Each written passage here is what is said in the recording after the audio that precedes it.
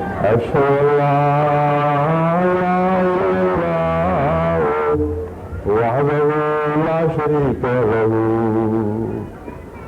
وأشهد أن محمدا عبده ورسوله أما بعد فأعوذ بالله من الشيطان الرجيم بسم الله الرحمن الرحيم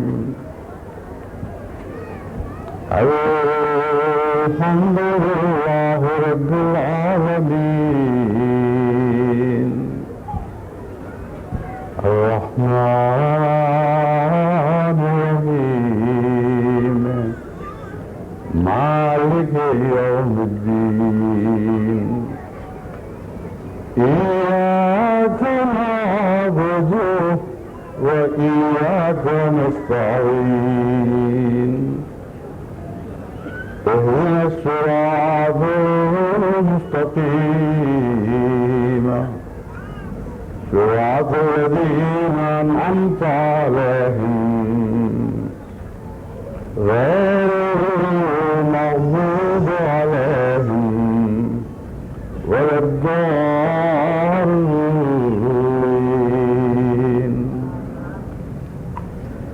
يا أيها الذين آمنوا استعينوا بالصبر والصلاة إن الله مع الصابرين. إن الله مع الصابرين. ولا تقولوا لمن يقتل في سبيل الله أموات بل أحياء ولكن لا تشعرون.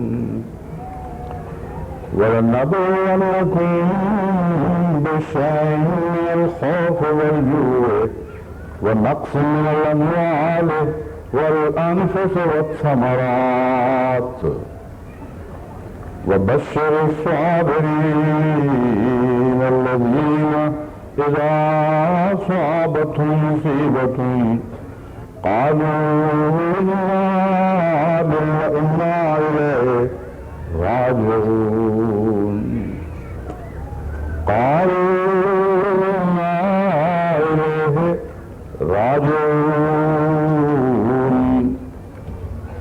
قالوا إنا لله وإنا إليه راجعون. أولئك عليهم صلوات من ربهم ورحمة وأولئك هم المهتدون. البقرہ 154 سے 158 آیات. یہ ان آیات میں سے کچھ آیات ہیں جن کی آپ کے سامنے اس سے پہلے تلاوت کی گئی، کیونکہ میرے مضمون کا عنوان یہی آیات ہیں، اس لیے ان میں سے وہ درمیانی حصہ جو بطور خاص اس مضمون سے تعلق رکھتا ہے میں نے بھی آپ کے سامنے دوبارہ پڑھا ہے. اس کا ترجمہ یہ ہے کہ اے وہ لوگ جو ایمان لائے ہو، اللہ تعالیٰ سے صبر اور نماز کے ذریعے مدد مانگو.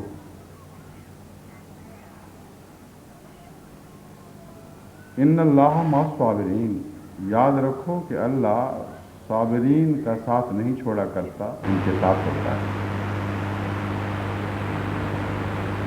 اور وہ شخص جو خدا کی راہ میں قتل کیا جائے، جو خدا کی راہ میں قتل کیا جائے اسے مردہ نہ کہو، یا ان لوگوں کو مردہ نہ کہو جو خدا کی راہ میں قتل کیے جائیں. بل احیاء، وہ تو زندہ ہیں لیکن تم شعور نہیں رکھتے.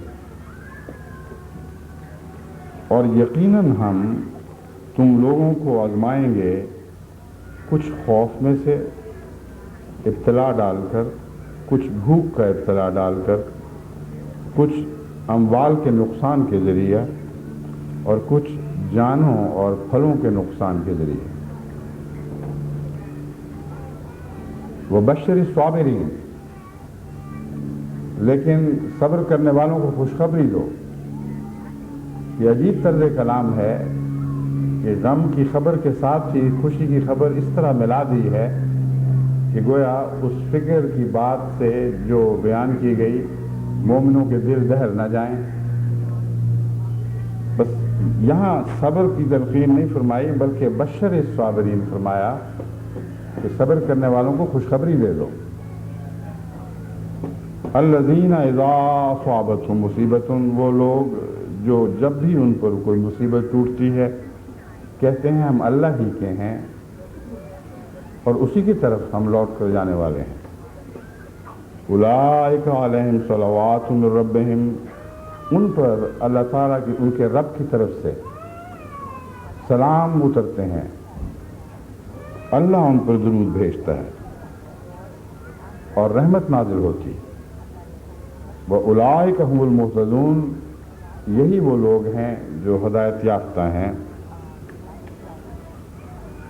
آپ نے بارہا ان مردوں کے قصے سنے، وہ تذکرے سنے جنہوں نے خدا کی محبت میں، اسی کے پیار میں ہر مصیبت اٹھائی۔ آج کا دن ان خواتین کے لیے وقف ہے جنہوں نے خدا کی محبت میں ہر مصیبت اٹھائی، اور خواتین کے ذکر پر یہ تمام تقریر وقف رہے گی، لیکن ذکر بہت لمبا ہے، وقت تھوڑا ہے۔ کچھ واقعات تو میں بیان کر سکوں گا، بقیہ کو آئندہ کے لیے اٹھا رکھوں گا۔ واقعہ یہ ہے کہ جب بھی احمدیوں کے خلاف مظالم کی نئی تحریکات شروع ہوئیں، مردوں کی قربانیوں کے ذکر تو عموماً ملتے ہیں، لیکن عورتوں نے جو اپنی آنکھوں حال دیکھا، جو ان کے دل پر گزری، اس کے تذکرے پوری وضاحت کے ساتھ، پوری تفصیل کے ساتھ ہمارے ہاں محفوظ نہیں۔ چنانچہ میں نے صدر صاحب لجنہ اماء اللہ پاکستان سے درخواست کی کہ وہ خصوصیت سے سن 74 کے واقعات سے متعلق ان خواتین سے پوچھیں جو خدا کے فضل سے آج بھی زندہ موجود ہیں، جن کے گھروں پر یہ مظالم کی داستانیں گزری ہیں، جنہوں نے اپنی آنکھوں سے اپنے خامدوں، اپنے بھائیوں، اپنے بچوں کو شہید ہوتے دیکھا، جن کے گھر جلائے گئے، جن کے سروں سے چادریں اتار دی گئی، جو خاک آلودہ گھروں کو، یا خاکستر گھروں کو کہنا چاہیے، چھوڑ کر بغیر کسی سر و سامان کے، یہاں تک کہ بغیر جوتیوں کے پیدل گھروں سے نکلیں، ان کے دلوں پر کیا گزر رہی تھی، اور ان پر ایمان کی کیسی کیسی آزمائشیں آئیں اور کس طرح وہ ثابت قدم رہیں۔ یہ واقعات محترمہ صدر صاحب لجنہ اماء اللہ نے بڑی محنت سے اکٹھے کروائے ہیں، اور ان کی صحت کے متعلق بھی بہت احتیاط برتی گئی ہے۔ کچھ خواتین باہر چلی گئی ہیں، ان کے متعلق ان لوگوں نے بیان کیا ہے جو وہاں موجود ہیں، مگر انشاءاللہ تعالی اللہ کے فضل کے ساتھ جو بھی زندہ ہیں انشاءاللہ ان سب کے واقعات خود ان کے قلم سے محفوظ کیے جائیں گے۔ یہ داستان بہت ہی دردناک ہے، اس لیے دعا کریں اللہ مجھے حوصلہ عطا فرمائے کہ نظم اپنے ضبط کو قائم رکھتے ہوئے میں آپ کے سامنے کچھ واقعات بیان کر سکوں۔ جب میں سسری نظر سے ان کو پڑھ رہا تھا تو دل کی کیفیت یہ تھی کہ روکے ہوئے ہیں ضبط و تحمل کی قوتیں، رگ رگ پھڑک رہی ہے دل ناسبول۔ ان کا پڑھنا اتنا دوبر تھا، تو تصور کریں کہ وہ لوگ جو ان واقعات میں سے گزرے ہیں، وہ خواتین، ان کا کیا حال ہوا ہوگا۔ مختلف نوعیت کے واقعات ہیں، میں ان میں سے چند آپ کے سامنے رکھتا ہوں۔ عائشہ بیوی اہلیہ مہردین صاحبہ گجرانوالہ بیان کرتی ہیں کہ 74 میں جب گجرانوالہ میں حالات خراب ہوئے تو میرے بیٹے منیر احمد کا ایک غیر احمدی دوست آیا اور کہنے لگا کہ صبح بہت خطرہ ہے، راتوں رات کہیں چلے جائیں۔ میرے بیٹے نے کہا ہمیں کہیں جانے کی اجازت نہیں ہے، ہم یہیں رہیں گے۔ میرے بیٹے بشیر نے مجھے اور میری بیٹی جمیلہ کو اپنے دوست کے گھر بھجوا دیا۔ بیان کرتی ہیں کہ میں نے عام حالات میں اپنے بیٹوں کو آنکھوں سے اوجھل نہیں ہونے دیا، لیکن اس دن بیٹوں کو اس قدر خطرناک حالات میں بے فکری سے چھوڑ کر چلی گئی، اس بات سے بے خبر کہ نہ جانے بیٹوں کے ساتھ کیا ہوگا۔ یہ اللہ ہی کا فضل تھا جو اس نے مجھے حوصلہ عطا فرمایا۔ صبح جلوس نے حملہ کر دیا۔ میرے بیٹے تمام دروازوں کو مقفل کر کے چھت کے اوپر چلے گئے جہاں پہلے بھی 5 آدمی موجود تھے۔ ہجوم نے ان پر پتھراؤ کیا، بچے چھت پر ادھر ادھر بھاگتے اپنے بچاؤ کی کوشش کرتے رہے، لیکن کوئی بچنے کی صورت نہیں تھی۔ بارش کی طرح پتھر ہر طرف سے برس رہے تھے۔ جو قریب کے اونچے کوٹھے تھے وہاں سے بھی پتھراؤ ہو رہا تھا۔ وہ پچھلی گلی میں اترے تاکہ وہاں سے باہر نکل جائیں، لیکن وہاں بھی ہجوم تھا۔ انہوں نے نیچے اترتے ہی ان پر حملہ کر دیا اور ڈنڈوں اور پتھروں سے مار مار کر میرے دونوں بیٹوں کو شہید کر دیا اور انہیں اینٹوں اور پتھروں کے ڈھیروں کے نیچے دبا دیا۔ اس موقع پر میرے بیٹے منیر احمد اور بشیر احمد کے علاوہ سعید احمد، منظور احمد، محمود احمد اور احمد علی قریشی بھی وہیں شہید ہوئے۔ سبھی کو ڈنڈوں اور پتھروں سے مار مار کر شہید کیا گیا، اور اس طرح خدمت اسلام کے ایک نئے نمونے دنیا میں پیش کیے گئے۔ جن لوگوں کو یہ انبیاء کہتے ہیں، ان بے حیاؤں نے ان کی سنت پر نظر نہ ڈالی بلکہ ان ظالموں کی سنت کو اختیار کر لیا جو انبیاء کے ساتھ یہی سلوک کیا کرتے تھے۔ آپ بیان کرتی ہیں کہ اس قیامت کے گزرنے کا علم جب مجھے ہوا تو کچھ دیر کے لیے ضبط کے سارے بندھن ٹوٹ گئے، لیکن گھر والوں نے رونے نہ دیا کہ ہمارے رونے کی آواز باہر نکلے گی۔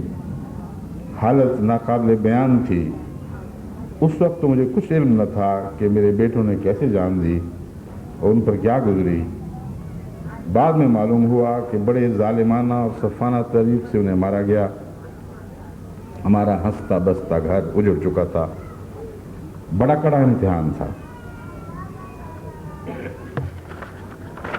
دل و دماغ میں غموں کا ایک طوفان تھا۔ آنسو زار قطار بہہ رہے تھے، لیکن اونچی آواز سے کچھ کہنے سننے کی اجازت نہیں تھی۔ کہتی ہیں بعد میں حالات تبدیل ہوئے تو اس گھر میں رہنے کو دل نہ چاہتا تھا، لیکن مجبوری حالات ہمیں پھر اسی ویرانے میں لے آئی۔ پہلے ہی بہت غمزدہ تھے، دوسرا اہل محلہ نے ہمارا بائیکاٹ کر دیا۔ یہ ان کی تعزیت تھی۔ دکانداروں نے سودا سلف دینا بند کر دیا۔ تمام اشیاء بہت دور سے جا کر لاتے۔ اہل محلہ ہمیں دیکھ کر رستہ بدل لیتے۔ ان حالات سے ہمیں اور بھی اذیت پہنچتی، لیکن ہم نے صبر کا دامن نہ چھوڑا۔ یہ تو ہم سے غیروں کا سلوک تھا، لیکن اپنے عزیز رشتہ دار جو غیر احمدی تھے انہوں نے بھی قطع تعلق کر لیے اور بار بار ہمیں یہی پیغام بھیجتے رہے کہ مذہب چھوڑ دو، اسی کی وجہ سے تمہاری ساری بربادی ہے۔ لیکن ہم نے کہا کہ جو قربانیاں ہمارے پیاروں نے مذہب کی خاطر دی ہیں، ہم کسی قیمت بھی ان قربانیوں کو ضائع نہیں ہونے دیں گے۔ تمہارا بس چلے تو ہماری جانیں لے لو، تمہارا بس چلے تو دوبارہ ان گھروں کو ویران کر دو، مگر ہمارے دلوں کو ویران نہیں کر سکتے۔ ان میں جو ایمان بستا ہے وہ ہمیشہ زندہ رہے گا، اور اسی ایمان کی برکت تو ہم زندہ ہیں۔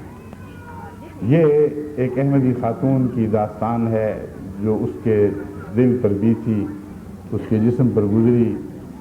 اس نے اپنے بچوں کو دونوں جوان بیٹوں کو شہید ہوتے اس طرح دیکھا، اور اس طرح خدا تعالیٰ کے فضل سے اسی کی دی ہوئی توفیق سے صبر کی توفیق پائی۔ بس اللہ تعالیٰ جو فرماتا ہے کہ صبر کرو، مگر ساتھ ہی صبر کے ساتھ یہ ارشاد فرمایا وَاسْتَعِینُوا بِالصَّبْرِ وَالصَّلَاةِ، کہ صبر کی توفیق تمہیں نہیں مل سکتی جب تک اللہ سے مدد نہ مانگو۔ ان حالات میں صبر کرنا ناممکن دکھائی دیتا ہے۔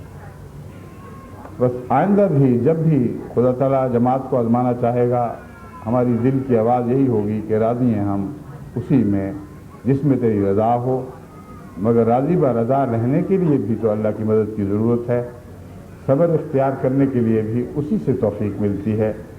اس لیے ہر آئندہ وقت کے لیے ابھی سے امن کے زمانوں میں دعائیں کرنی چاہیے کہ اگر اللہ کسی آزمائش میں ڈالنے کا فیصلہ فرما لے تو پھر ہمیں توفیق عطا فرمائے کہ ہمارے سر اس کے حضور خم رہیں اور دل ہر حال میں راضی برضا رہے، اور ہمیں صبر کے اعلیٰ نمونے پیش کرنے کی توفیق عطا فرمائے، یہاں تک کہ خدا کی تقدیر ہمارے حق میں کہے اللہ تمہارے ساتھ ہے اور اللہ تمہارا ساتھ کبھی نہیں چھوڑے گا۔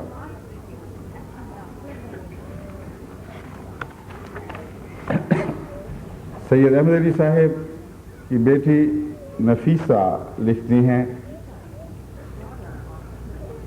کہ گجرانوالے میں بکھرے ہوئے ہجوم اور مولویوں کے جلوس نے بہت تباہی مچائی، گھروں کو جلایا، پتھراؤ کیا۔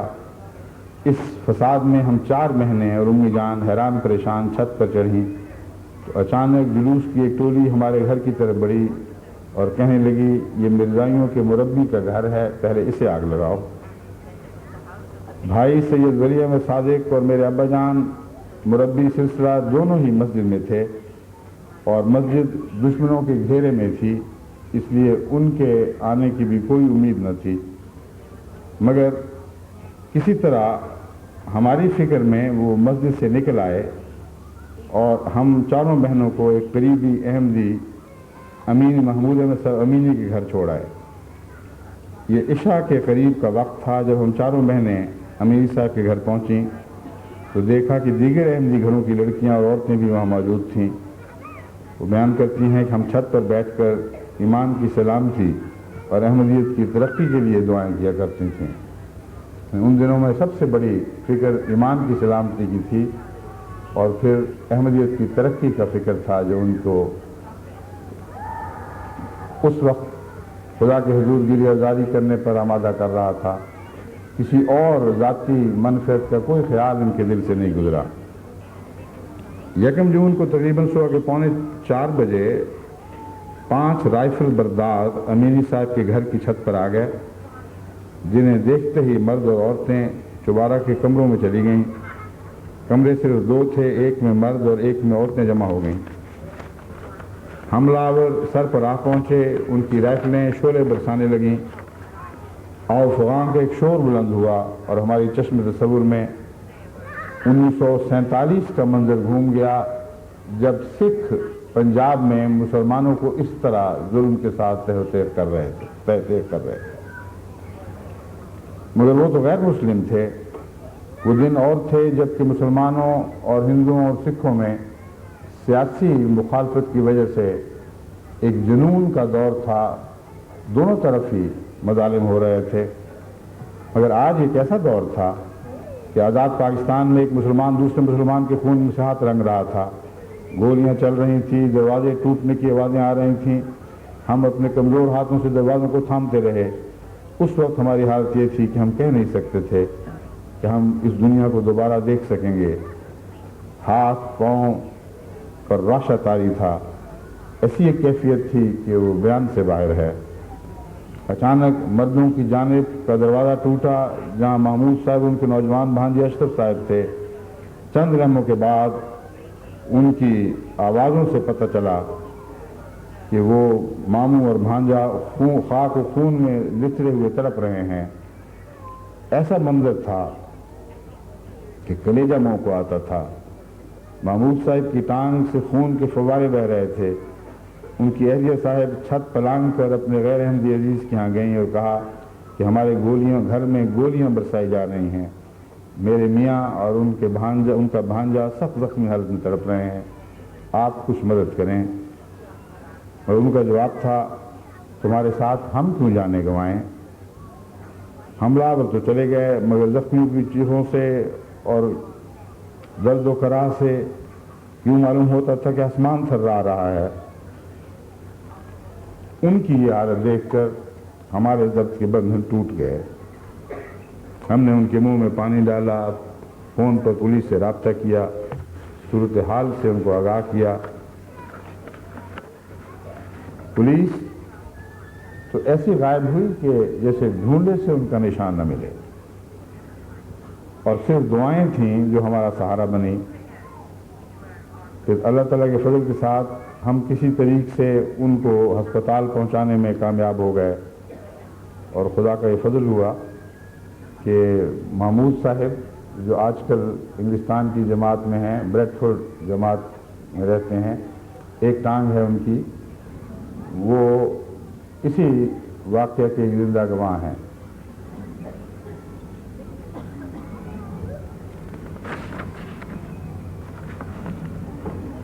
حکیم نظام جان صاحب کے بچوں کے گھر کو جب آگ لگائی گئی تو سب اہل خانہ نچلی منزل پر تھے، یہ دوسری منزل پر چلے گئے۔ جلوس نے یہاں بھی پیچھا نہ چھوڑا، دوسری منزل کو بھی آگ لگا دی۔ باہر نکلنے کے راستے بند تھے، سڑک پر ہزاروں کا مجمع سخت گندی گالیاں دیتا ہوا اور جوش سے منہ سے جھاگے نکالتا ہوا، ان کو موت کی دھمکیاں دیتا ہوا شور غور کر رہا تھا، اور عجیب خوفناک آوازیں وہاں سے آ رہی تھیں۔ پھر یہ لوگ تیسری منزل پر جا پہنچے تو تیسری منزل بھی آگ کی لپیٹ میں آ گئی۔ اب نیچے اترنے کے لیے کوئی راستہ نہ تھا، اور آگ بڑی تیزی سے پھیل رہی تھی۔ بچے سہم سہم کر بڑوں سے چمٹے ہوئے تھے، اور ہمارے پاس دعا کے سوا اور کوئی آسرا نہ تھا۔ نیچے گلی میں ہجوم منتظر تھا کہ کب یہ جل کر خاک ہو جائیں اور ان کے ملبے کے ساتھ ان کی جلی ہوئی جھلسی لاشیں بھی زمین پر آ گریں۔ کہتے ہیں اس موقع پر سامنے کے گھر والوں کے دل کو اللہ تعالیٰ نے ہماری طرف مائل فرما دیا، اور انہوں نے لکڑی کا ایک تختہ گھر کی چھت سے آگے بڑھا کر ہماری چھت کے کنارے پر لگا دیا۔ وہ باریک سا تختہ تھا، عام حالات میں کسی کو جرأت نہیں ہو سکتی تھی کہ اس تختے پر چل کر وہ گلی پار کرے، لیکن خدا نے ہمت دی۔ وہ کہتی ہیں کہ نیچے سے شور وپا ہو رہا تھا، اور ہم ایک ایک کر کے اس تختے پر چلتے ہوئے دوسری منزل میں جا پہنچے۔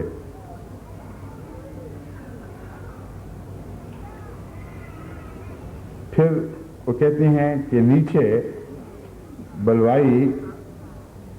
بلوائیوں نے امی کو آواز دے کر کہا کہ کلمہ پڑھ لو، ابھی بھی وقت ہے۔ تو انہوں نے کہا لا الہ الا اللہ محمد رسول اللہ۔ انہوں نے کہا بزین ہمارا کلمہ پڑھو۔ انہوں نے کہا ہمیں تو اپنا کلمہ آتا ہے، تمہارا کلمہ کچھ اور ہے تو ہمیں پتہ نہیں، ہم تو یہی کلمہ جانتی ہیں۔ پھر اس نے کہا کہ اچھا مرزا صاحب کو گالی دو۔ بہن نے جواب دیا تم ہماری جان لے لو، ہمارا ایمان نہیں چھین سکتے۔ محمد کا کلمہ پڑھنا تھا، خدا کی توحید کا اقرار کرنا تھا، وہ ہم نے کر دیا ہے، لیکن اس اقرار میں جو تعلیم ہمیں دی گئی ہے اس تعلیم کو ہم قربان نہیں کر سکتے۔ اس لیے اب جو کچھ حاضر ہے ہم پیش کر دیتے ہیں، جو کچھ تم نے ہماری قربانی لینی ہے لے لو، لیکن ہم کسی قیمت پر بھی حضرت مرزا صاحب کو، جن کو ہم خدا کا سچا مرسل یقین کرتے ہیں، ان کو گالی نہیں دیں گے۔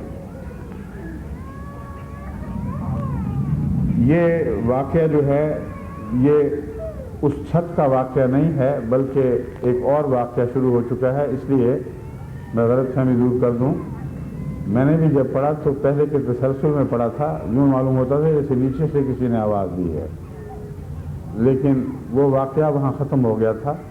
غالباً اس وقت کسی نیچے والے کی نظر نہیں پڑی کہ تیسری منزل پر ایک چھوٹا سا عبوری تختہ لگایا گیا ہے۔ ایک دوسرا واقعہ شروع ہو چکا ہے۔ یہ مجمع کے گھیرے میں آئی ہوئی احمدی خواتین تھیں، وہ اپنی سرگزشت بتا رہی ہیں ہم پر کیا گزری۔ کہتے ہیں جب اس نے بہن نے یہ کہا کہ پھر جو کچھ کر سکتے ہو کر گزرو، مگر ہم حضرت مسیح موعود علیہ السلام کو گالی نہیں دیں گی۔ اس پر ایک غنڈے نے بہن کو تھپڑ مارا اور دوسرے نے ڈنڈے برسائے۔ اتنے میں ایک شخص نے کمانی دار چاقو پکڑا اور ابا جان کو کھینچ کر باہر لے جانے لگا اور کہنے لگا کہ یہی ان کا مربی ہے، پہلے اسے ختم کرو۔ بہن زخمی حالت میں بھاگ کر ساتھ والے مکان میں چلی گئیں، مگر وہاں کے خواتین نے یہ کہہ کر دھکے دے کر نکال دیا کہ اپنے ساتھ ہمیں بھی مرواؤ گی۔ پھر وہ ایک اور مکان میں گئیں، لیکن انہوں نے بھی پناہ دینے سے انکار کر دیا۔ اس پر میری بہن نے اس مکان سے چھت پھلانگ کر گلی پار کی، یعنی واپس اپنے مکان میں گئی ہیں اور 5 فٹ کا فاصلہ تھا چھت کا دونوں چھتوں کے درمیان۔ تو عجیب خدا نے اس کو ہمت عطا فرمائی کہ وہ 5 فٹ کی چھلانگ لگا کر دوسرے مکان میں گئیں اور وہاں سے پھر دوسرا رستہ اختیار کر کے اس نے اپنی جان اور عزت بچائی۔ میرے ایک کلاس فیلو اور عزیز دوست تھے محمد افضل شہید، ان کی بیگم سیدہ افضل آج کل کینیڈا میں ہیں۔ میں نے ہدایت کی تھی کہ براہ راست ان سے یہ واقعہ منگوائیں، کیونکہ لجنہ رضوہ کی طرف سے شنید کے طور پر یہ واقعہ آیا تھا۔ اب وہ واقعہ موصول ہو گیا ہے۔ وہ بیان کرتی ہیں کہ شہادت سے چند روز پہلے کی بات ہے کہ افضل شہید عشاء کی نماز پڑھ کر گھر واپس آئے تو میں بستر پر بیٹھی رو رہی تھی۔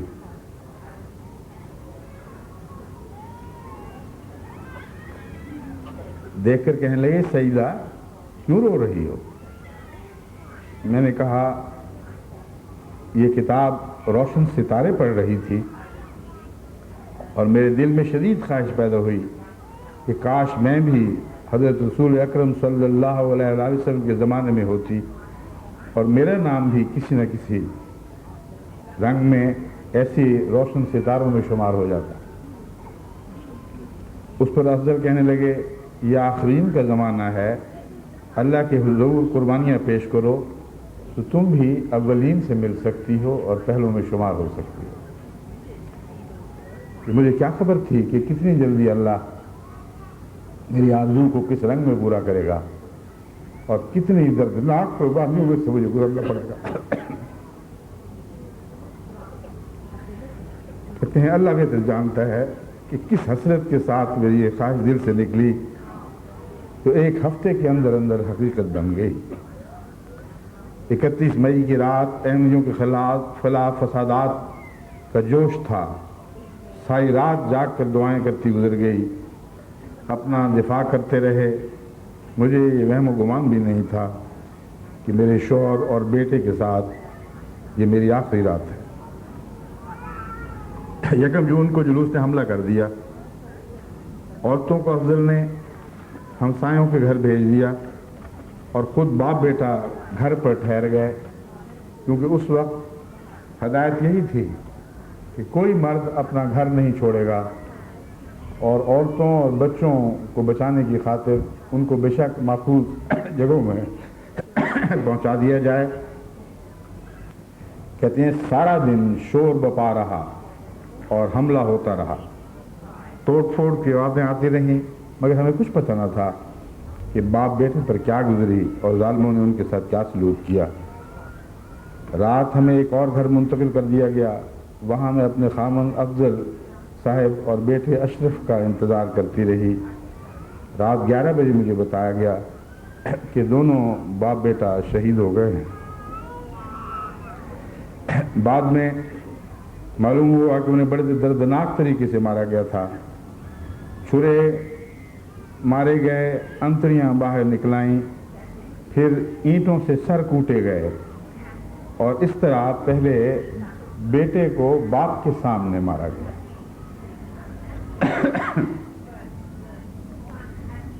जब इस नौजवान बेटे को इस तरह कुचल कुचल कर मारा गया, तो फिर बाप की तरफ मुतवज्जे हुए और कहा, अब भी ईमान ले आओ और मिर्जा गुलाम अहमद कादियानी को गंदी गालियां दो। ये ईमान है लोगों। आज तक मैंने किसी मजहब की तारीख में ईमान की निशानी ये नहीं पढ़ी कि किसी और को गालियां दो। कुरान करीम तो फरमाता है कि बुतों को भी गालियां न दो, झूठे खुदाओं को भी गालियां न दो। इसलिए ये तो जाहिर व बाहिर है कि ये मोहम्मद रसूलुल्लाह का मजहब इस्लाम नहीं था, किसी और का मजहब था जिसकी ये पैरवी कर रहे थे। अफजल ने ये जवाब दिया, और ये जवाब एक गैर अहमदी की तरफ से हमें पहले पहुंचा था, जिसने जो मौके का गवाह था और वो वाक़या देखकर दिमागी अपने हवास खो बैठा था। शामिल तो था मजमे में, लेकिन उसके दिमाग पर ऐसा असर पड़ा कि कई महीने तक पागल रहा। फिर रफ्ता रफ्ता उसे होश आई। जब सदमा बर्दाश्त किया तो उसने अहमदियों को बताया कि मुझे क्या हुआ था। मैंने कहता मैंने ये वाक़या अपनी आंखों से देखा। जब अफजल पर रुख किया और उससे कहा अपना ईमान छोड़ दो, तो उसने कहा तुम मुझे अपने बेटे से भी कमजोर ईमान वाला समझते हो, जिसने मेरे सामने इस बहादुरी से जान दी है। जब आखिर वक्त तक सिसकते हुए वो पानी मांग रहा था, तो घर पर जो इमारत के लिए रेत पड़ी थी वो उसके मुंह में डाली गई, और बाप ने ये नज़ारा देखा। उसने कहा जो चाहो कर लो, इससे बदतर सलूक मुझसे करो, मगर मैं अपने ईमान से मुतज़ल्ज़िल नहीं होगा। उस पर उनको इसी तरह नहायत ही दर्दनाक अजाब देकर शहीद किया गया, और फिर उनको नंगा करके उनकी नाशें तीसरी मंजिल से अपने घर से ज़मीन नीचे फेंक दी गई, और सारा दिन किसी को इजाज़त नहीं थी कि उन नाशों को उठा सके। ये वो बर्बरियत है जिसको ये बदबख्त लोग हज़रत अक़दस मोहम्मद मुस्तफ़ा सल्लल्लाहु अलैहि वसल्लम की तरफ मंसूब करते हैं। इससे बड़ी बेहयाई इस्लाम के नाम पर शायद कभी न की गई। मोहम्मद रसूलुल्लाह की तरफ उसवा मंसूब करते हुए ये बदकाराना सलूक, ये वाशियाना सलूक जो कम नबियों के दुश्मनों ने उनसे किया है, कम किया है।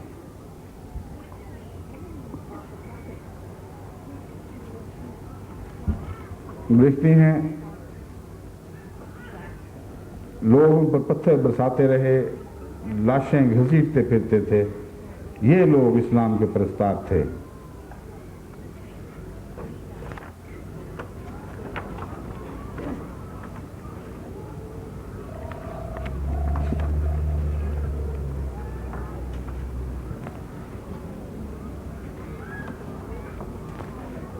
चौधरी मंजूर अहमद साहब भी गुजरांवाला ही में शहीद हुए। उनकी बेवा मोहतरमा सफिया सदीक़ा साहिबा लिखती हैं, जून 1974 में जब हालात ख़राब हुए तो पुलिस मेरे बेटे मकसूद अहमद को एक मौलवी के कहने पर दुकान से गिरफ्तार करके ले गई और हवालात में बंद कर दिया। अगले दिन जुलूस ने घरों पर हमला कर दिया। औरतों को एक अहमदी घर जो बज़ाहिर महफूज था पहुंचा दिया गया। शाम तक हमें घर की कोई खबर न मिली। बाद लोगों ने बताया कि हमारे घरों को जुलूस ने आग लगा दी है और वहाँ पर मौजूद तमाम अफराद ज़ख्मी हो गए हैं। हालांकि उस वक्त उनको सबकी शहादत की इत्तला मिल चुकी थी। यानी हमारी दिलदारी की खातिर कि हमें ज़्यादा सदमा न पहुँचे, बावजूद उनकी शहादत की इत्तला के सिर्फ इतना बताया गया कि वो ज़ख्मी हैं। उस दिन शाम को जब एक ट्रक 6 शहीदों को लेकर राहवाली पहुंचा, तो उस वक्त हमें पता चला कि हमारे प्यारे तो शहीद हो चुके हैं और उनकी लाशें उस ट्रक में मौजूद हैं। क्योंकि जुलूस ट्रक के पीछे था, ना जाने वो इन लाशों से मज़ीद क्या सलूक करना चाहते थे। जिन्हें पहले ही डंडे और पत्थर मार मार कर शहीद किया गया था। ट्रक उन लाशों को छोड़कर वापस चला गया। मैं और मेरी बेटी अनीसा अपने प्यारों ट्रक उनको लाशों को लेकर चला गया वहाँ से, जुलूस के खतरे से यानी पीछे छोड़ी नहीं, ये मेरा अंदाज़ा था। लिखा ये हुआ है कि जुलूस के खतरे से वो लाशों को लेकर आगे बढ़ गया। मैं और मेरी बेटी अनीसा अपने प्यारों के आखिरी दीदार से महरूम रहे, हम उनके चेहरे भी ना देख सके। मेरा खूबसूरत पाक तीनत लफ्ते जिगर महमूद अहमद और बेटी का जवां सहाग मेरा प्यारा दामाद सईद अहमद भी अपने हकीकी महबूब और महबूब के हुजूर हाजिर हो गए। ये लम्हे क़यामत के लम्हे थे। बताना चाहूँ तो कैसे बता सकूँगी। जिसका खामन शहीद हुआ, जिसका बेटा शहीद हुआ, जिसका दामाद शहीद हुआ, सब कुछ लुटा के बैठी थी और अपने ईमान की हिफाजत कर रही थी। अपने ईमान की हिफाजत के लिए खुदा से दुआ वो थी। कहती है, तुम मुझसे पूछती हो कि मैं बताऊं कि मुझ पर क्या गुजरी। तुम बताओ, मैं कैसे बता सकती हूँ कि मुझ पर क्या गुजरी होगी। ये तीन तो अल्लाह को प्यारे हो गए। छोटा बेटा शदीद जख्मी था, बड़ा बेटा हवालात में बंद था। उसे कुछ मालूम न था कि उसका बाप, छोटा भाई, बहनोई तो शहीद हो चुके हैं, उनकी माँ बहन न जाने किस हाल में है। ये अल्लाह ही था जिसने हमें सब्र की तौफीक अता फरमाई।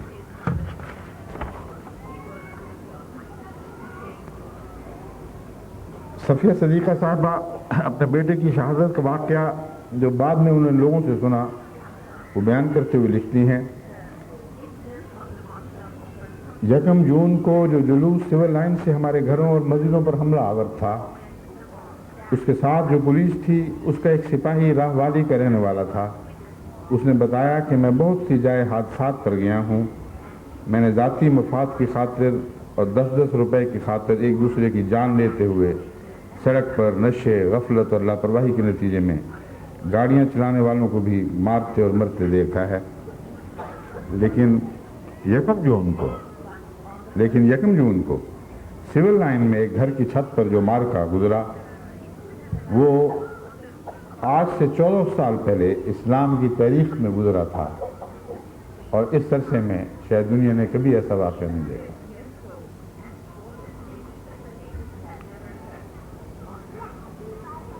वो कहते हैं, मैंने वो पुलिस का सिपाही बता रहा है इनको कि उस दिन मुझे मालूम हुआ कि सहाबा इस्लाम पर कैसे जान निसार किया करते थे। उसने कहा, मैं उस लड़के को कभी भुला नहीं सकूंगा जिसकी उम्र में मुश्किल 17-18 बरस होगी। सफ़ेद रंग, लंबा कद, उसके हाथों में बंदूक थी। हमारे एक साथी ने जाते ही उसके हाथ पर डंडा मारा और बंदूक छीन ली। जुलूस उस लड़के पर तशद्दुद कर रहा था। जुलूस में से किसी ने कहा, मुसलमान हो जाओ और कलमा पढ़ो, तो उसने कहा, ला इलाहा इल्लल्लाह मुहम्मदुर रसूलुल्लाह और मैं सच्चा अहमदी हूँ, मुसलमान हूँ। जुलूस में से किसी ने कहा कि मिर्ज़ा को गालियाँ दो। उस लड़के ने अपने सर पर हाथ मारते हुए कहा कि ये काम मैं कभी नहीं करूँगा और उनकी एक न सुनी। उसने कहा, तुम मुझे इस हस्ती को गालियाँ देने के बारे में कह रहे हो जो उस जान से भी प्यारा है, जो इस जान से भी प्यारा है। और साथ ही उसने मसीह माऊद जिंदाबाद और अहमदियत जिंदाबाद का नारा लगाया। नारा लगाने की देर थी कि जुलूस ने उस लड़के को छत पर से उठाकर नीचे फेंक दिया। ईंटों और पत्थरों की बारिश शुरू हो गई। मजीद छत पर बने पर्दों की जालियां तोड़कर उस पर फेंकी और इस लड़के ने मेरे सामने अपने मजहब पर और सदाकत पर जान निसार कर दी। ये वाक़या है जो उस पुलिस वाले ने अपनी आंखों से देखा और उसने गवाही दी कि मैं यकीन करता हूँ कि मोहम्मद रसूलुल्लाह के ज़माने के बाद बीच का ज़माना ऐसी मिसालों से खाली होगा। कहता है, आज मुझे पता लगा कि हुजूर के सहाबा किस तरह दीन की खातिर अपनी जान फिदा किया करते थे।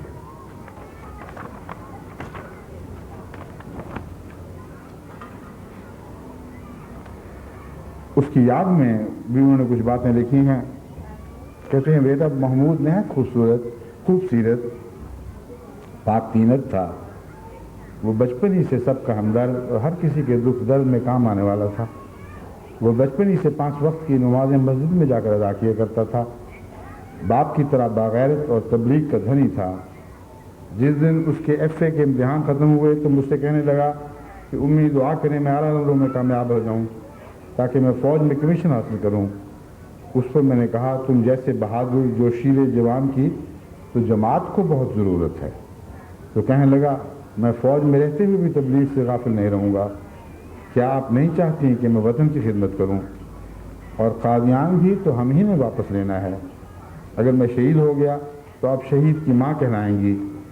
اگر فتح یاب لوٹا تو غازی کی ماں.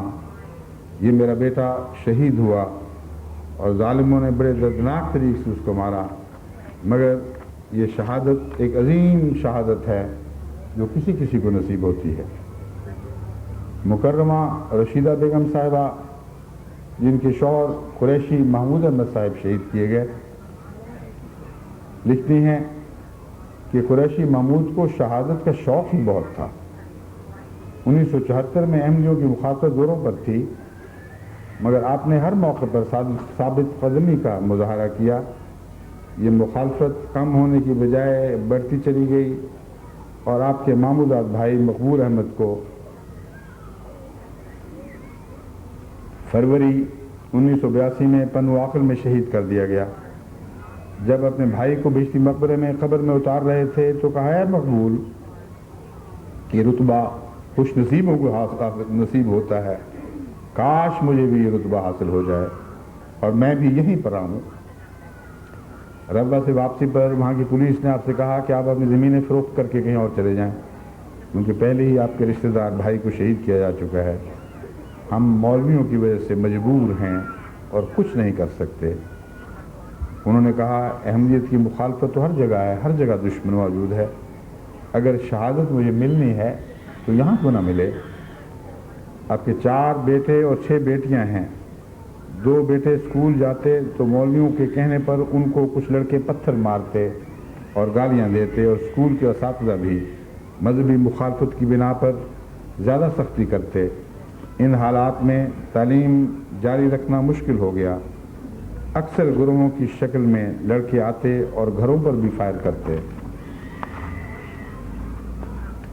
دشمن رات کو چھپ کر ہمارے کھیتوں کے پانی بھی بند کر دیتے، پھر پکی فصلوں کو بھی آگ لگا دیتے یا کاٹ کر اجاڑ جاتے تاکہ ان پر ذریعہ معاش تنگ ہو جائے اور کسی طرح یہ یا احمدیت سے توبہ کر لیں یا یہ سب چیزیں چھوڑ کر کہیں نکل جائیں. کہتی ہیں ایک رات دروازہ کھٹکا، جیٹھ کا بیٹا سعید باہر گیا. جب دیر تک واپس نہ آیا تو آپ کے شوہر قریشی محمود احمد صاحب باہر گئے. دیکھا کہ 2 آدمی لوہے کی موٹی سلاخ سے سعید کو مار رہے ہیں. انہی لوگوں کو قریشی صاحب کو شہید کرنے کے لیے مقرر کیا گیا تھا. ایک طرف گندم کاٹ کر رکھی ہوئی تھی، اس کو مولویوں کے آدمیوں نے آگ لگا دی. مولوی بازار میں لوگوں کو بھڑکا کر کہ محمود قادیانی کو قتل کرنا واجب اور ثواب ہے. ساتھ یہ کہتے رہے کہ دیکھو قادیانی کتنے ڈھیٹ ہیں، ہم یہ سب کچھ ان پر کر رہے ہیں لیکن مذہب نہیں چھوڑتے. آپ بیان کرتے ہیں کہ میرے شوہر نے دین کی خاطر مرنا قبول کر لیا اور دین کو ہمیشہ دنیا پر مقدم رکھا. آخر رمضان کا مہینہ آ گیا، مخالفت زوروں پر تھی. مولوی مساجد میں غلیظ زبان استعمال کرتے. جب انہوں نے سب حربے آزما لیے اور سخت ناکامی کا منہ دیکھنا پڑا تو آخر ایک رات اپنے ناپاک ارادوں میں کامیاب ہو گئے.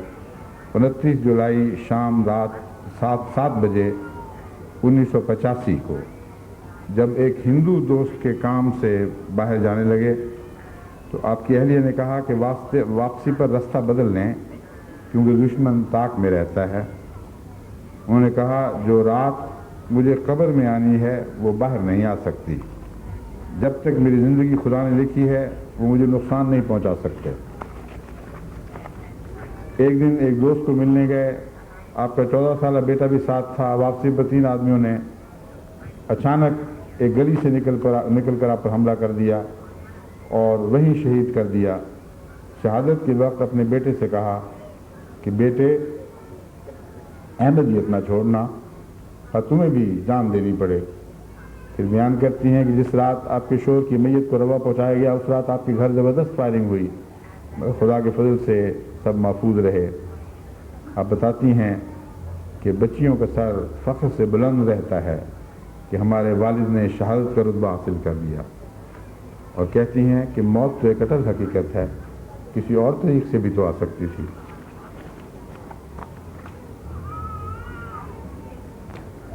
رخسانہ طارق جولائی 1886 میں عید کے دن شہید کی گئیں۔ رخسانہ کے والد بتاتے ہیں کہ شادی سے چند روز قبل اس نے ایک خواب دیکھی کہ میں اپنے کمرے میں بیٹھی ہوں اور حضور انور تشریف لائے ہیں اور کمرے کے باہر کی طرف کھڑکی کے راستے میرے سر پر ہاتھ پھیرا ہے جیسے بزرگ بچوں سے پیار کرتے ہیں۔ یہ خواب بیان کر کے وہ بہت خوش ہوئی۔ ایک عجیب بات ہے کہ میں ایک عجیب بات جو میں نے رخسانہ میں دیکھی، وہ شادی کے چند دن بعد ہی اپنا جہیز بانٹنے لگی۔ مجھ سے اجازت لے کر سارا سامان غریب لڑکیوں میں تقسیم کر دیا۔ پوچھنے پر کہنے لگی کہ میں نے اپنی امی جان سے کہا تھا کہ مجھے صرف 2 چرپائی وغیرہ دے دیں، زندگی ایسی ہی فانی ہے، اس کا کیا بھروسہ ہے، جتنی بھی غریبوں کی خدمت کر لوں مجھے راحت نصیب ہوتی ہے۔ طارق بتاتے ہیں کہ غریبوں کی خدمت کر کے اس کے چہرے پر اتنی خوشی ہوتی تھی جیسے سورج نکل آیا ہو۔ جولائی 86 میں عید ہی کا دن تھا۔ رخسانہ نے عید پر جانے کا ارادہ ظاہر کیا۔ طارق کے بڑے بھائی نے مخالفت کی اور ڈانٹ کر منع کر دیا۔ وہ طارق سے کہنے لگی ہم ربوہ چلے جاتے ہیں، وہاں اپنا گھر بنا لیتے ہیں۔ پھر وہ پرانے کپڑوں میں ہی عید کی نماز پر چلی گئی، حالانکہ شادی کے بعد یہ اس کی پہلی عید تھی۔ عید کی نماز میں وہ بہت روئی اور گھر واپس آتے ہوئے بہت خوش تھی۔ سب کے لیے ناشتہ تیار کیا۔ ان کے خاوند بتاتے ہیں کہ میں حیران تھا کہ آج اتنی خوش کیوں ہے، وہ گھر میں سب کو خوشی سے ملی، ہمیں کیا معلوم تھا کہ اس کی آخری لمحات ہیں۔ طارق کا بڑا بھائی آیا اور آتے ہی رخسانہ پر گولیوں کی بارش برسا دی۔ طارق کہتے ہیں کہ مجھے اکثر کہا کرتی تھی کہ جب میں اللہ کو پیاری ہو جاؤں تو مجھے پہاڑوں کے دامن میں دفن کرنا۔ وہ ربہ ہی کے پہاڑ تھے جہاں ملا کر وہ دفن کی گئی۔ مقبول شہید صاحب کی بیگم صاحبہ بیان کرتی ہیں کہ میرے شوہر مقبول احمد نے 1967 میں بیعت کی تھی۔ احمدیت قبول کرنے کے بعد مولوی آپ کو بہت تنگ کیا کرتے تھے، دھمکیاں دیتے، رات کو گھر میں پتھراؤ کرتے، دروازے کھٹکھٹاتے۔ آپ کا لکڑی کا آرا تھا۔ ایک دن ایک نقاب پوش شخص لکڑی خریدنے کے بہانے آیا اور خنجر نکال کر آپ پر پے بپے وار کیے اور وہیں شہید کر دیا۔ شوہر کی شہادت کے بعد سسرال والوں نے کہا جو غیر احمدی تھے کہ احمدیت چھوڑ دو تو ہم تمہیں پناہ دیں گے۔ دشمن بھی دھمکیاں دیتے رہے کہ احمدیت چھوڑ دو اور ہمارے ساتھ مل جاؤ، ہم تمہیں سینے سے لگا لیں گے، لیکن میں نے ان سب باتوں کو حقارت سے رد کر دیا اور ان سے کہا کہ جو کچھ کر سکتے ہو کر گزرو، کسی قیمت پر بھی میں احمدیت کی خاطر احمدیت کو نہیں چھوڑوں گی جس کی خاطر میرے شوہر کو آپ نے شہید کیا ہے، اور اس نے بڑی خوشی سے یہ قربانی دی تھی۔ مریم سلطانہ صاحبہ اہلیہ ڈاکٹر محمد احمد خان صاحب بیان کرتے ہیں کہ میں اپنے خاوند اور 4 بچوں کے ساتھ ضلع کوہاٹ کے علاقے ٹل میں مقیم تھی۔ اس علاقے میں کوئی احمدی گھرانہ نہ تھا۔ 1953 کے فسادات میں وہاں مخالفت کی آگ بہت بھڑکی۔ مخالفین میرے خاوند کو دھوکہ دے کر لے گئے اور غیر علاقے میں لے جا کر شہید کر دیا۔ جب آپ کو شہادت کی خبر ملی تو ارد گرد کوئی بھی آپ کا دوست نہ تھا، سب مخالف تھے۔ اپنے آپ کو دلاسا دیا اور ہمت کر کے بچوں کو خدا کے سپرد کر کے اپنے میاں کی لاش لینے کے لیے نکل کھڑی ہوئی۔ جس قسم کے حالات تھے لاش کا ملنا ممکن نظر نہ آتا تھا۔ آپ لاش تلاش کرتی پھرتی تھیں اور شہر کے لوگ میرے شوہر کہتے ہیں میں لاش تلاش کرتی پھرتی تھی اور شہر کے لوگ میرے شوہر کے قتل پر خوشیاں منا رہے تھے۔ میں نے صبر کا دامن ہاتھ سے نہ چھوڑا، کوئی میرے غم میں شریک نہ تھا۔ آخر انہوں نے لاش حاصل کر لی اور ٹرک کا انتظام کیا۔ بڑی بہادر خاتون تھیں، خود اکیلے ہی یہ سارے کام کیے، پھر ٹرک کا انتظام کیا، اس میں لاش رکھ کر چاروں بچوں کو لے کر ربوہ روانہ ہو گئیں۔ کہتی ہیں میں آہوں اور سسکیوں میں زیر لب دعائیں کرتی رہی۔ آپ کے شوہر کی دکان بھی لوٹ لی گئی، قاتل وہاں دندناتا پھرتا تھا لیکن کوئی اسے پکڑنے والا نہ تھا۔ لیکن خدا کی پکڑ سخت ہوتی ہے، یہ پاگل ہو گیا اور دیوانگی کی حالت میں گلیوں میں نیم بہنا پھرتا رہا اور کچھ عرصے نظر آنے کے بعد کہیں ہمیشہ کے لیے گم ہو گیا۔ وہ شخص جو مریض دکھانے کے بہانے ڈاکٹر کو بلانے آیا تھا، اس کا سب سامان لٹ گیا، گھر اجڑ گیا، سب صدمے برداشت کرنے پڑے، یک کے بعد دیگرے 3 بھائی مرے اور باپ بھی مر گیا اور وہ تنہا رہ گیا، یہاں تک کہ پھر آخر اسے بھی خدا کے حضور حاضر ہونا پڑا۔ یہ واقعات بتا رہے ہیں کہ میں نے نظر رکھی تھی کہ ان لوگوں سے کیا خدا کی تقدیر کرتی ہے، تو یہ میں نے دیکھا ہے کہ اللہ تعالیٰ کی پکڑ ضرور آتی ہے، خواہ ہم اس کا تتبع کریں اور ان واقعات کو محفوظ کریں یا نہ کریں۔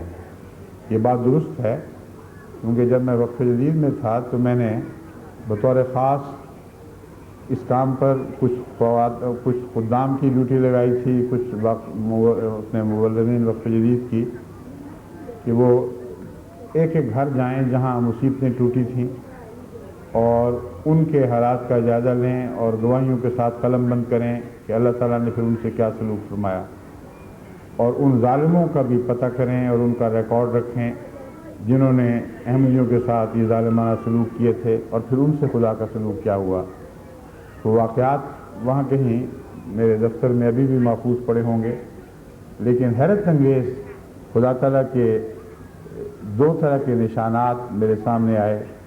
ایک حسن و جمال کے نشانات جو مظلوم احمدیوں کے حق میں بعد میں ظاہر ہوئے اور اس کثرت سے ظاہر ہوئے کہ عقل دنگ رہ جاتی ہے، اور ایک اس کی جلالی شان کے نشانات تھے، اور کس طرح خدا نے ان ظالموں کو ایک ایک کو پکڑا اور ان کو سزائیں دیں۔ بس یہ جو دوسرا پہلو ہے اس کی طرف بھی جماعت کو توجہ کرنی چاہیے۔ یہ جتنے حالات میں بیان کر رہا ہوں ان کو بھی زیر نظر رکھیں، اور جو بکثرت اور ہیں جو بیان میں احاطہ تحریر میں نہیں آ سکتے ان کو بھی زیر نظر رکھیں، اور باقاعدہ تحقیق کے ذریعے معلوم کریں کہ اللہ تعالیٰ نے اس اپنی راہ میں شہید ہونے والے یا دوسرے مظلومین کے ساتھ کیا سلوک فرمایا اور ان کے دشمنوں سے پھر کیا سلوک فرمایا۔ ڈاکٹر منور احمد صاحب شہید سکرنڈ کی اہلیہ بیان کرتی ہیں، ڈاکٹر صاحب کی شہادت سے قبل انہوں نے خواب دیکھا کہ میری سونے کی چوڑیوں میں سے ایک چوڑی ٹوٹ کر گر گئی ہے اور ساتھ ہی بہت بڑا ہجوم ہے، اور عورتیں باری باری میرے گلے لگ کر رو رہی ہیں اور میں سمجھ نہ سکی کہ وہ کیوں رو رہی ہیں۔ صبح اٹھ کر پریشان رہی، صدقہ بھی دیا، مگر یوں محسوس ہوا کہ جسم سے جان نکل گئی۔ ڈاکٹر صاحب کو خواب سنائی تو کہنے لگے اللہ پر بھروسہ رکھو، جو رات قبر میں آنی ہے وہ باہر نہیں آئے گی۔ بہت بہادر انسان تھے اور کہا کرتے تھے کہ شہادت کسی ہی کو نصیب ہوتی ہے، یہ نصیبوں والوں کا حصہ ہے، کاش یہ رتبہ مجھے نصیب ہو۔ سکنن کے حالات زیادہ خراب ہوئے تو مجھے کہنے لگے کہ ربا چلی جاؤ، مگر میں نہ مانی اور کہا کہ چھوڑ کر نہیں جاؤں گی۔ جب شہادت کا دن آیا تو کلینک میں 2 آدمی آئے اور گولیاں برسا کر آپ کو وہیں شہید کر دیا۔ بیان کرتی ہیں کہ شدید گرمی میں 2:45 بجے کے قریب تینوں بچے سوئے ہوئے تھے کہ اچانک اٹھ کر چیخیں مارنے لگے۔ میں پہلے ہی بے چین تھی کہ اتنے میں کمپاؤنڈر روتا ہوا آیا اور بتایا کہ ڈاکٹر صاحب کو کسی نے گولی مار دی ہے۔ بہت ہجوم اکٹھا ہو گیا، ایک غم کا پہاڑ تھا جو مجھ پر ٹوٹ پڑا۔ بڑی تکلیف میں یہ دن کٹے۔ بچے کہتے کہ ابو کس نے گولی ماری، کیوں ماری؟ میں ان کو گولی مار دوں گا۔ ایک بچہ کہتا کہ وہاں اور لوگ بھی تو تھے، انہوں نے ہمارے ابا ہی کو کیوں مارا؟ میں انہیں سمجھاتی رہی کہ ان کو شہادت کا شوق تھا، تو وہ شوق پورا ہوا اور شہادت نصیب ہوئی۔ مکرمہ ثریا صاحبہ بیان کرتی ہیں کہ گجرانوالے میں علی پور میں رہتے تھے۔ 74 کے ہنگاموں میں جب وہاں پر جلوس آیا تو ایک رات 5-6 آدمی ہمارے گھر آ گئے۔ میری تائی جان نے ان سے کہا کہ تم کیا چاہتے ہو؟ تو انہوں نے جواب دیا کہ تمہارے گھروں کو اور تم لوگوں کو جلانا چاہتے ہیں۔ اس پر میری تائی جان نے کہا بے شک ہمارے گھروں کو جلا دو، لیکن ہمیں یہاں سے نکل جانے دو۔ اتنے میں میرے بہنوئی عنایت محمد بھی آ گئے۔ انہوں نے میرے بہنوئی اور میرے والد غلام قادر کو پکڑ لیا، میرے سامنے ان کو زبردستی گھسیٹتے ہوئے باہر لے گئے۔ اکیلی عورت تھی، بے بس تھی، کچھ نہ کر سکتی تھی۔ میرے دیکھتے دیکھتے ان ظالموں نے ان دونوں کو گولیاں مار مار کے شہید کر دیا۔ اللہ نے مجھے صبر کی توفیق بخشی۔ وہ غموں کا پہاڑ تھا جو ٹوٹ پڑا تھا۔ 2 ماہ بعد میری والدہ بھی وفات پا گئیں۔ بہت تکلیف دہ حالات تھے۔ اللہ کا شکر ہے کہ اس نے ہر موقع پر ثبات قدم عطا فرمایا۔ محترمہ امت اللہ اور امت الرشید صاحبہ بنت، دونوں بیٹیاں ہیں ڈاکٹر عبدالقدیر صاحب جدران کی، یہ لکھتی ہیں 1984 میں جب حالات خراب ہوئے تو آپ کو کئی دفعہ دھمکی آمیز خطوط آئے، یعنی ان کے والد کو، کہ ہم تمہیں قتل کر دیں گے، لیکن آپ کو ان دھمکیوں سے کوئی خوف اور ڈر نہ تھا، بلکہ نماز تہجد میں شہادت کی دعا مانگا کرتے تھے۔ آخر ایک روز ایک شخص مریض بن کر آیا اور مسیحا کی جان لے گیا۔ اس نے کئی فائر کیے اور ڈاکٹر صاحب نے اسی وقت شہادت کا مرتبہ پا لیا۔ آب زمزم سے دھلے ہوئے 2 کفن مکے سے لائے تھے۔ ان کی خواہش تھی کہ اس کفن میں ان کفنوں میں ان کو دفنایا جائے۔ اصولاً شہید کو کفن نہیں دیا جاتا، مگر ڈاکٹر صاحب کے کپڑے خون میں لت پت تھے جو پولیس نے لے لیے، اور ڈاکٹر صاحب کو مجبوراً پھر وہی کفن کی چادریں پہنانی پڑیں۔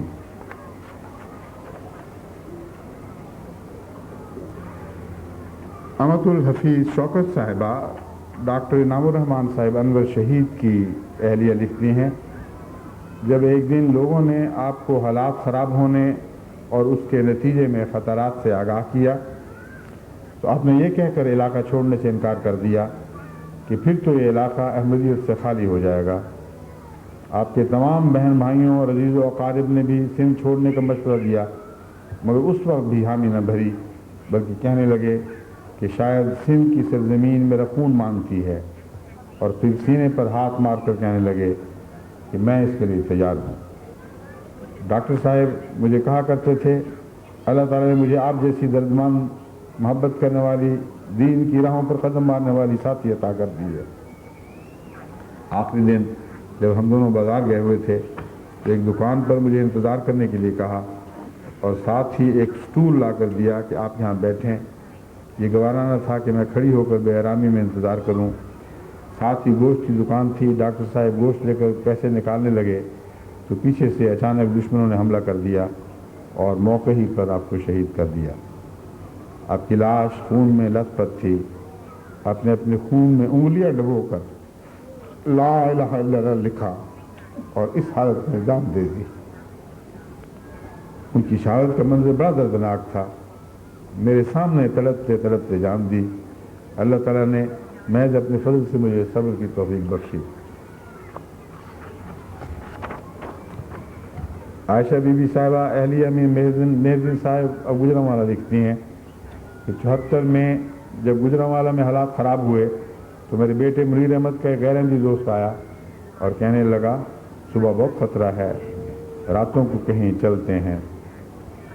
لیکن یہ تو وہی واقعہ ہے جو میں پہلے بیان کر چکا ہوں۔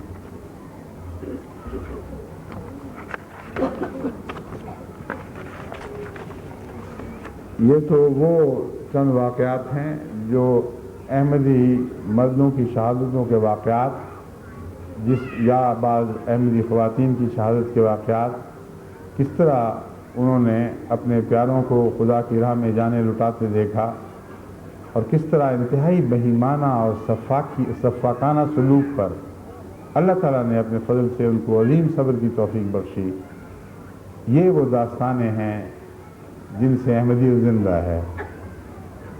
شہید خود بھی زندہ ہوتے ہیں اور ان قوموں کو بھی زندہ کر جاتے ہیں جن سے وہ وابستہ ہوتے ہیں۔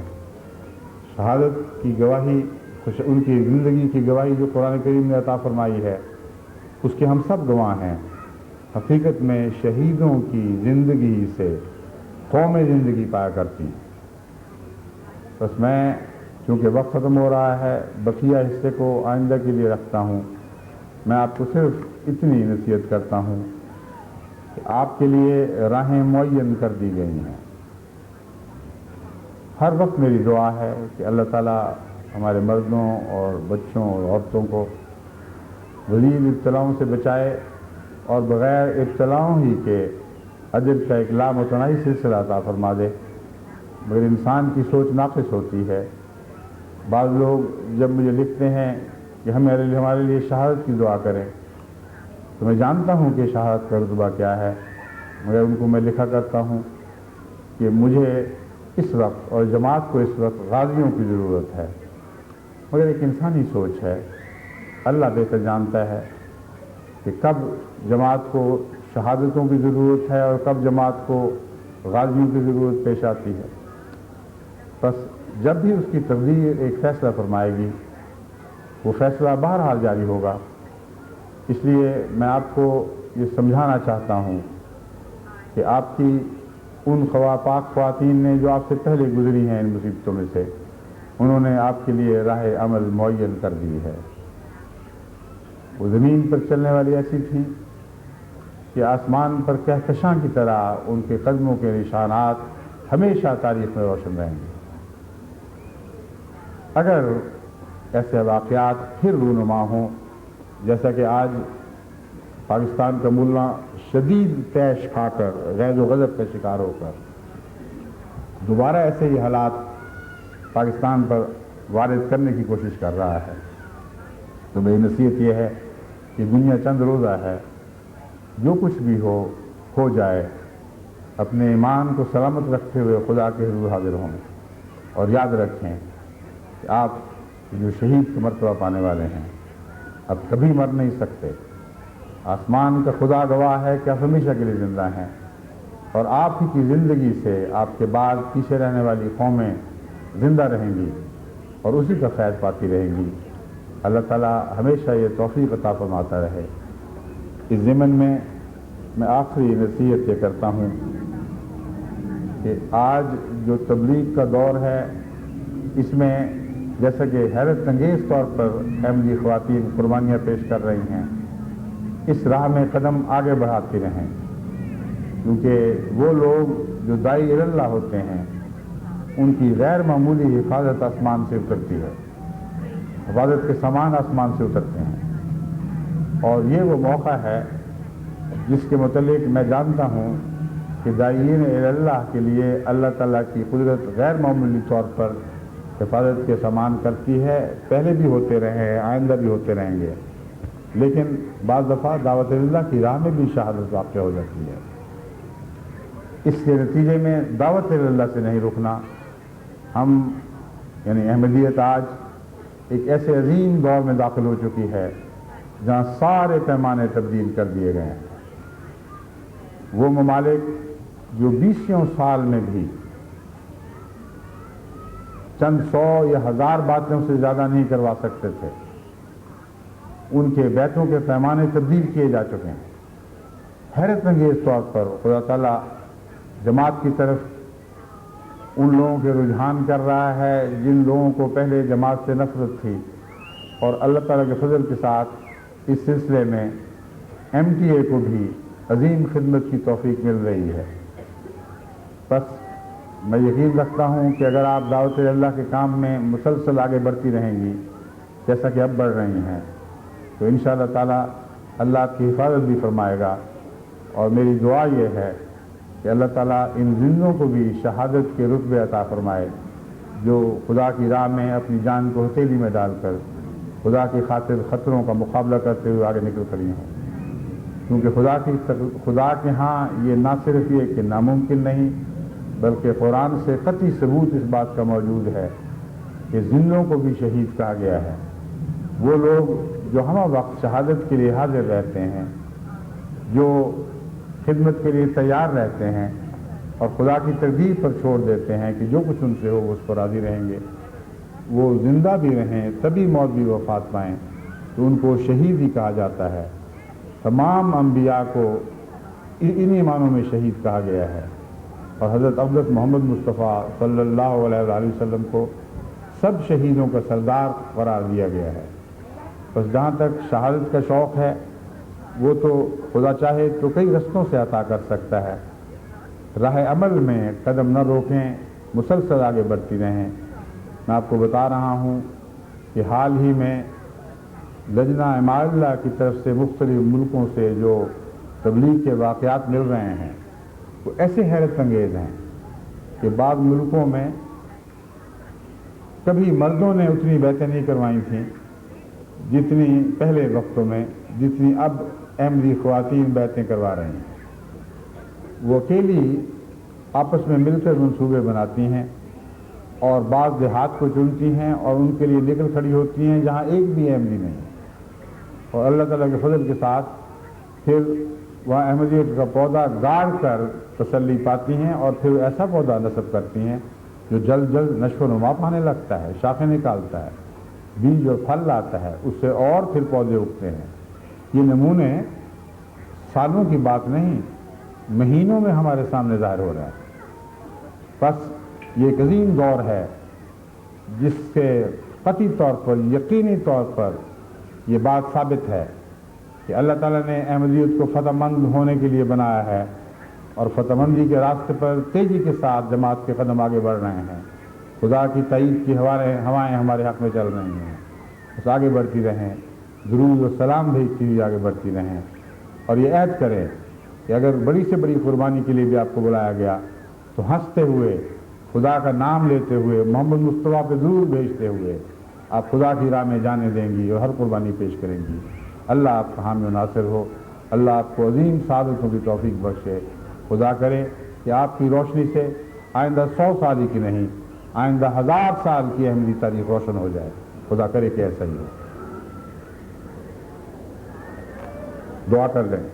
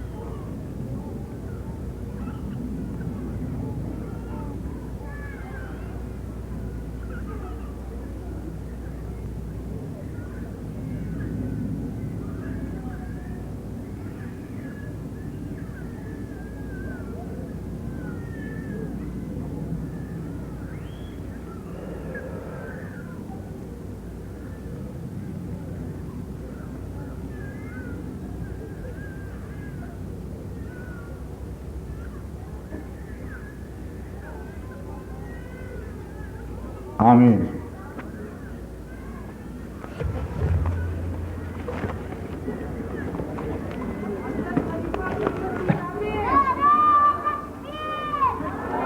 अस्सलाम वालेकुम रहमतुल्लाह।